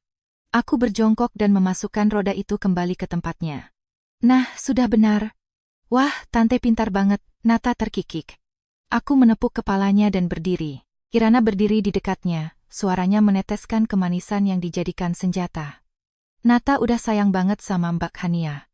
Aku ceritain ke dia betapa berjasanya Mbak bantu ibunya dulu. Aku menatapnya. Oh, kamu ingat itu? Senyumnya goyah sedetik, tetapi ia dengan cepat menunduk. Tentu saja, aku berutang nyawa padamu. Rasa terima kasih beberapa orang hanyalah tamparan di wajah yang disamarkan. Tepat saat itu, pintu depan terbuka lagi. Ibu Marni, ibu mertuaku, masuk membawa sekantong bahan makanan, diikuti oleh Bapak Agung, ayah mertuaku, yang membawa sekardus air mineral. Begitu Ibu Marni melihat Nata, ia menjatuhkan tasnya dan berlari ke arahnya. Oh, cucu Eyang yang ganteng, Eyang kangen banget sama kamu. Nata tertawa. Bapak Agung menatapku, beringsut dengan tidak nyaman. Hania, baru pulang kerja. Sebelum aku bisa menjawab, Ibu Marni membentak. Pak, biarin anak itu main. Hania capek dari kantor, biarin aja dia, ia tidak memanggilku menantunya. Aku cuma Hania sekarang. Wanita yang beberapa hari lalu menuntutku memberinya penerus telah langsung menggantikanku di rumahku sendiri. Ibu sepertinya sudah tahu semuanya, kataku datar. Viko yang cerita ke kami, kata Ibu Marni tanpa rasa bersalah, sambil memeluk Nata. Kalian berdua memang gak cocok. Cerainya sudah beres. Kamu gak bisa ngasih dia anak. Apalagi yang kamu harapkan? Keluarga itu butuh garis keturunan bibit. Masa ibu harus mengabaikan cucu ibu sendiri? Bapak Agung meringis. Bu Marni, pelankan suaramu. Memangnya aku salah ngomong? Balasnya. Kita nunggu bertahun-tahun buat dapat anak laki-laki. Sekarang kita punya penerus Sanjaya. Hania memang gajinya besar, iya, tapi kalau dia nggak bisa jadi ibu, dia harus ngerti posisinya. Kirana menunduk, memelintir ujung celemeknya, memainkan peran korban yang tragis. Tetapi aku melihat sudut mulutnya berkedut ke atas. Seringai kemenangan, tersembunyi di balik air mata palsu. Viko berdiri, bermain sebagai pembawa damai. Bu, Hania capek. Sudah, jangan dibahas.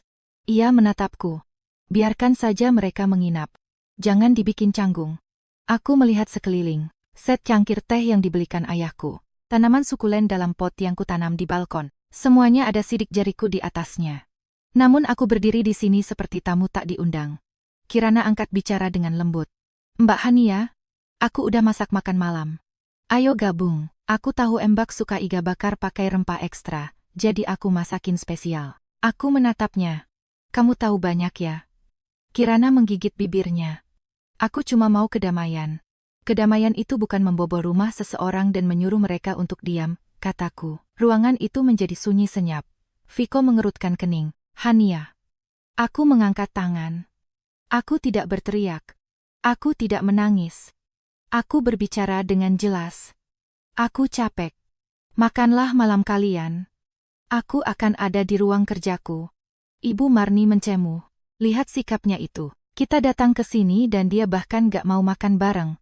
Aku berhenti di tangga dan menoleh ke belakang. Saya sudah makan semeja bersama ibu selama bertahun-tahun. Malam ini, saya memilih untuk tidak. Aku naik ke atas dan mengunci pintu ruang kerjaku. Aku mengeluarkan ponsel cadanganku, menekan tombol rekam, dan menyelipkannya di bawah celah pintu. Aku tidak peduli dengan gosip picisan mereka. Aku butuh bukti audio Viko memindahkan selingkuhannya ke tempat tinggal sahku, memperlakukannya sebagai miliknya, dan mengonfirmasi manipulasinya. Ponselku bergetar. Pesan dari Viko. Kamu main pintar. Teruskan begini dan semuanya nggak akan jadi jelek. Aku tidak membalas. Di lantai bawah, aku mendengar dentingan peralatan makan. Kirana menyajikan hidangan. Ibu Marni memanjakan nata. Viko duduk di ujung meja seperti raja dengan keluarga sempurnanya. Aku berdiri di dekat jendela, menatap ke pekarangan yang gelap. Bertahan menghadapi ini bukanlah kekalahan. Bertahan menghadapi ini adalah membiarkan mereka menggali kuburan mereka begitu dalam sehingga mereka tidak akan pernah bisa memanjat keluar. Keesokan paginya, aku tiba di Nusatek dan menemukan lobi dalam keadaan sangat kacau. Bu Hania, ada situasi di luar, kata kepala keamanan, bergegas menghampiri. Aku bisa mendengar suara melengking seorang wanita bergema menembus pintu kaca. Itu Bu Lastri, Ibu Kirana. Ia berdiri di plaza depan gedung, memegang ponselnya dengan tongsis, melakukan live streaming di TikTok atau Instagram. Kirana berdiri di sebelahnya, menggendong Nata. Menangis diam-diam ke dalam tisu, terlihat seperti seorang martir. Sekelompok kecil penonton telah berkumpul. Lihat tempat ini. Teriak Bu Lastri ke ponselnya. CEO miliarder ini menindas putri saya. Dia mencoba mencuri ayah cucu saya. Cuma karena dia punya uang, dia pikir dia bisa membuang anak saya ke jalanan. Kirana menangis keras. Aku cuma mau anakku punya ayahnya. Aku nggak mau uangnya, tapi dia berkuasa banget. Dia mau menghancurkan kami.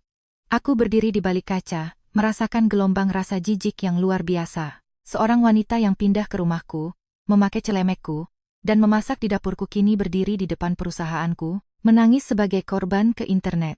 Penjahat modern tidak hanya berbuat jahat. Mereka menyewa tim PR untuk memelintirnya. Aku menoleh ke petugas keamanan. Tahan semua orang di dalam. Jangan dilayani. Biar polisi yang urus. Aku menelepon Melissa. Mereka lagi live streaming kampanye hitam di luar gedungku. Jangan keluar sana, kata Melissa seketika.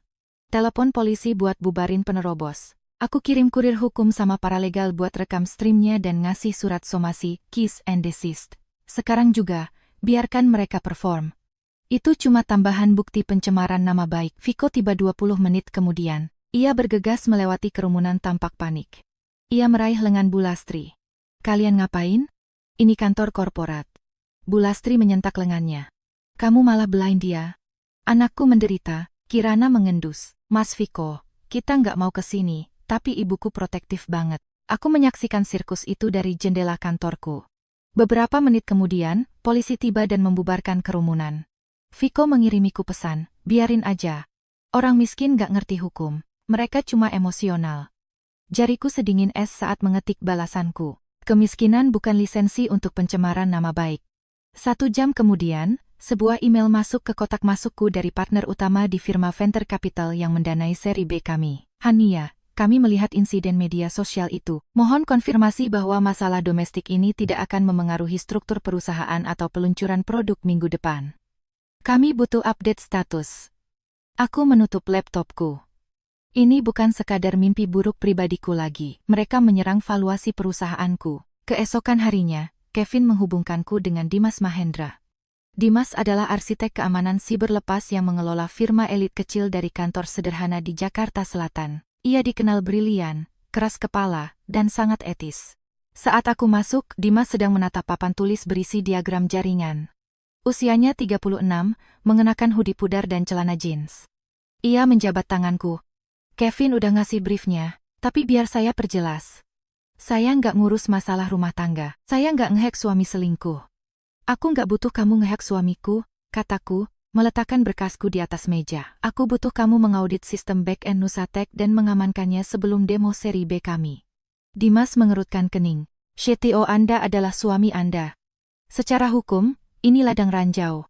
Kalau saya sentuh kodenya dan dia ngeklaim ada akses tidak sah, firma saya hancur bareng Anda. Aku CEO dan pemegang saham mayoritas. Semua akses akan dilakukan melalui backup yang diperoleh secara sah dan disahkan oleh penasihat hukum perusahaan. Aku menunjukkan kepadanya file log, arsitektur kill switch yang dibanggakan Viko, dan struktur server. Dimas membaca berkas itu dengan cepat. Ia berhenti saat melihat sebuah dokumen dengan nama ayahku di atasnya. Ridwan Baskoro. Dimas melepas kacamatanya dan menatap nama itu untuk waktu yang lama. Sikap dinginnya retak. Anda putrinya Pak Ridwan? Aku terkejut. Kamu kenal ayahku? Dimas mengusap matanya. Waktu saya kuliah 1, saya bangkrut total, siap deo. Sebuah yayasan beasiswa mendanai 2 tahun terakhir saya. Ayah Anda adalah donatur anonimnya. Beliau nulis satu surat buat saya. Beliau bilang, menjadi miskin itu nggak menakutkan. Yang menakutkan adalah lupa kalau kamu punya jalan ke depan. Saya nggak bakal ada di sini kalau bukan karena beliau. Aku duduk terpaku dalam keheningan. Ayahku tidak pernah menyebutkannya. Hidup ini aneh. Orang-orang yang kuselamatkan kembali untuk menghancurkanku. Orang-orang yang ayahku selamatkan bertahun-tahun yang lalu muncul tepat ketika aku didorong ke tepi jurang. Dimas menutup map itu. Oke, saya ikut. 3 syarat. 1. Kontrak hukum yang kuat. Ironclad. 2. Saya cuma kerja di lingkungan sandbox yang aman. 3. Saya bukan pahlawan yang nyelamatin gadis tak berdaya. Saya kontraktor yang ngamanin jaringan. Aku mengangguk. Aku nggak butuh pahlawan. Pahlawan sering lupa tanda tangan NDA. Aku butuh profesional. Dimas malah tersenyum. Beri saya tim saya, data cadangan, dan 26 hari. Cukup, itu cukup untuk menjinakkan bom kalau kamu bersedia berhenti tidur, katanya. Villa tua milik ayahku di puncak, Bogor terselip jauh di perbukitan. Ia dulu sering ke sana untuk lari dari kebisingan Jakarta. Kini tempat itu tim Dimas yang terdiri dari 4 teknisi pindah membawa server, monitor, dan kabel. Bau daun pinus digantikan oleh bau perangkat elektronik panas dan minuman berenergi basi. Kami tidak menulis ulang perangkat lunaknya. Kami hanya membangun kembali gerbang akses, autentikasi, kunci admin, dan protokol penerapan. Suatu malam jam 2 pagi, saat sedang makan mie instan, Dimas memanggilku.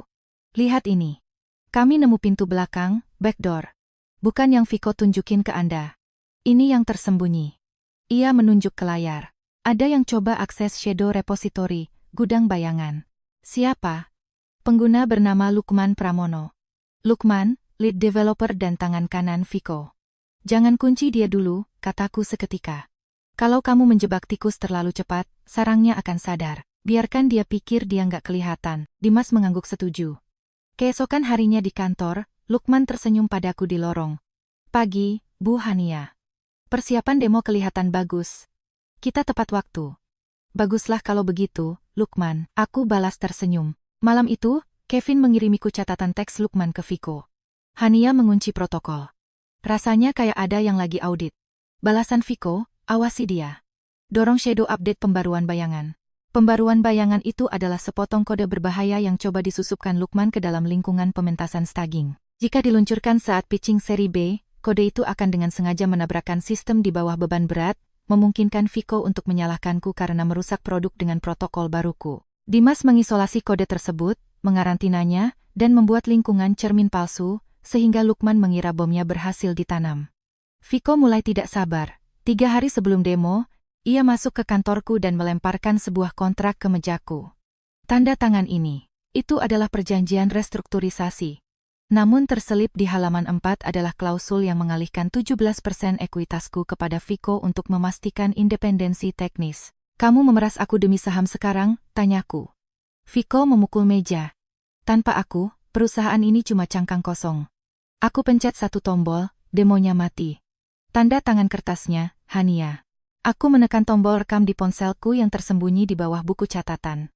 Kalau aku tanda tangan ini, kamu janji nggak akan menghancurkan sistemnya? Tanda tangan dan semua orang dapat apa yang mereka mau. Ia menyeringai. Aku mengambil pulpenku dan menandatangani fotokopi yang disiapkan Melissa yang sama sekali tidak memiliki kekuatan hukum. Viko merebutnya, tampak penuh kemenangan, dan berjalan keluar. Hari Minggu, acara makan malam keluarga di rumah Ibu Marni di Solo. Aku menyetir melintasi tol Trans Jawa, tahu persis apa yang akan kuhadapi. Rumah itu beraroma ayam panggang dan kue. Seluruh keluarga besar ada di sana. Ketika aku masuk, Ibu Marni menunjuk ke meja lipat di sudut. Hania, duduk di sana. Meja utama untuk keluarga. Kirana duduk di meja utama. Nata di pangkuannya. Viko ada di sebelahnya. Aku tidak duduk di meja lipat. Aku berdiri di tengah ruangan. Ibu Marni memelototiku. Mumpung kamu di sini, ayo kita bahas warisan Pak Ridwan. Kamu berutang separuh uang itu sama Viko. Kamu nggak bisa ngasih dia anak. Setidaknya kamu bisa nafkahi putranya. Ruangan menjadi sunyi. Aku menatap Ibu Marni, lalu ke Viko, lalu ke kerabat yang menatapku. Sebuah keluarga, kataku, suaraku bergema di ruangan yang sunyi, tidak dibangun di atas penipuan. Warisan yang ditinggalkan ayahku untuk melindungi putrinya tidak akan digunakan untuk mendanai wanita simpanan, kondominium hasil kurian, atau pria yang menggelapkan Rp 12 miliar dari karyawannya sendiri. Viko melompat berdiri, wajahnya pucat. Tutup mulutmu, Hania. Kamu menyembunyikan surat cerai dan dokumen pendanaan, lanjutku, menatapnya tajam. Kamu mencuri dari Nusatek. Kamu menggunakan balita sebagai properti untuk mempermalukanku. Aku menatap Ibu Marni. Dan ibu memfasilitasi parasit karena ibu terobsesi dengan bibit keturunan. Aku menjatuhkan serbetku ke atas meja. Saya tidak lagi menjadi bagian dari keluarga ini. Kita bertemu di pengadilan. Aku berjalan keluar, meninggalkan rumah dalam keheningan yang tercengang dan memekakan telinga. Pagi hari demo seri B di pusat kota Jakarta. Ruang ballroom dipenuhi investor venture capital, jurnalis teknologi, dan staf kami. Aku berdiri di belakang panggung, hatiku tenang. Dimas mengacungkan jempol dari ruang kontrol teknis. Lingkungan palsu sudah terisolasi. Sistem aslinya kebal peluru. Aku berjalan ke atas panggung dan menyampaikan presentasi. Aku berbicara tentang asal-usul Nusatek. Aku tidak menyebutkan nama Viko. Tepat pada waktunya, Viko berdiri dari barisan depan memegang mikrofon. Saya harus menghentikan presentasi ini. Sebagai CTO, saya telah mengidentifikasi celah keamanan yang kritis. CEO telah mengkompromikan arsitekturnya. Saya harus memulai kill switch system demi keamanan. Para investor terkesiap. Kamera-kamera berkilat. Viko mengeluarkan laptopnya dan menekan tombol enter. Ia menunggu layar menjadi hitam. 1 detik, 5 detik, 10 detik. Dashboard Nusatek tetap menyala indah di proyektor raksasa. Sebuah pop-up kecil muncul di layar Viko. Akses ditolak. Kredensial dicabut. Viko membeku, menatap layarnya dengan ngeri. Dimas melangkah keluar dari bilik dengan mikrofon. Nama saya Dimas Mahendra, Auditor Keamanan Siber Independen. Atas perintah sah dari CEO, kami telah menetralisir ancaman dari orang dalam insider threat yang berbahaya. Sistem aman. Kerumunan meledak dalam bisikan. Aku melangkah ke tengah panggung. Demi transparansi total dengan para investor kami, kataku, mengklik-klikar. Layar beralih ke laporan akuntansi forensik. Kami telah mengungkap Rp 12 miliar yang digelapkan dari Nusatek melalui perusahaan cangkang yang terkait dengan mantan CTO kami dan rekan-rekannya. Lukman mencoba menyelinap keluar dari pintu belakang, tetapi keamanan perusahaan sudah menunggunya. Di belakang ruangan, Bulastri dan Kirana mencoba menyelinap pergi, tetapi Kevin berdiri di sana bersama 2 detektif polisi berpakaian preman. Dan berdiri di sebelah Kevin adalah seorang pria bernama Lucky, mantan pacar Kirana dari Gunung Kidul. Viko melihat Lucky dan berbaris ke belakang. Apa-apaan ini? Kevin menyerahkan map coklat kepada Viko. Sebelum Anda masuk penjara karena penipuan perusahaan, Anda harus baca ini. Ini tes paternitas, DNA, dan bukti pemerasan. Viko merobek map itu hingga terbuka. Itu adalah pesan teks antara Kirana dan Lucky. Kirana telah memeras Lucky untuk biaya dukungan anak bagi Nata kecil tepat sampai ia menyadari Viko adalah bayaran yang lebih besar. Nata bukanlah putra Viko. Viko menatap Kirana. Wajahnya sama sekali tak berdarah. Dia bukan anakku. Kirana meledak dalam tangisan sungguhan, menyusut menjauh. Ibu Marni, yang datang jauh-jauh dari Solo untuk menyaksikan kejayaan putranya, ambruk ke kursi di lobi, memegangi dadanya. Penerus keluarga Sanjaya yang ia gunakan untuk menyiksaku adalah kebohongan yang dibangun di atas penipuan. Aku tidak merasakan kegembiraan menatap balita yang ketakutan di pelukan Kirana. Aku hanya merasakan kesedihan yang mendalam bahwa orang dewasa bisa menjadi begitu keji. Malam harinya, saat berjalan menuju mobilku di garasi parkir bawah tanah, aku mendengar derap langkah kaki. Viko menerjang keluar dari balik pilar beton. Matanya gila, dasinya berantakan. Cabut laporannya, Hania. Berikan sahamnya padaku, teriaknya. Sebelum ia bisa mencapaiku, Kevin dan seorang detektif yang menyamar menjegalnya ke beton. Suara borgol berbunyi klik menggema di garasi yang lembab itu. Aku berdiri di sana dan menyaksikan pria yang dulu kucintai diseret pergi. Semuanya sudah berakhir. 1 tahun kemudian, Nusatek menutup pendanaan seri B-nya dan berkembang pesat. Dimas menjadi CTO baru kami, menerapkan arsitektur teknologi yang didemokratisasi di mana tidak ada satu orang pun yang memegang kunci utama kerajaan. Viko didakwa atas penipuan kawat, penggelapan, dan sabotase siber. Kirana dan Bulastri menghadapi tuduhan pemerasan dan keterlibatan. Ibu Marni kehilangan seluruh status sosialnya dan cucu palsunya dalam satu pukulan. Aku menggunakan sebagian dari warisan ayahku untuk memulai dana bantuan hukum bagi wanita-wanita yang ditipu dalam kontrak pernikahan. Berdiri di kantor baruku di sudut gedung, menatap Cakrawala Jakarta saat hujan mereda, aku teringat hari di kantor notaris itu. Aku pikir hidupku sudah berakhir. Tetapi hari itu bukanlah hari aku kehilangan segalanya. Itu adalah hari di mana aku terbangun. Kebaikan tanpa batasan hanyalah tangga bagi orang yang tak tahu berterima kasih. Dan kepercayaan yang diletakkan di tangan yang salah adalah pisau yang Anda serahkan kepada seseorang untuk menggorok leher Anda sendiri.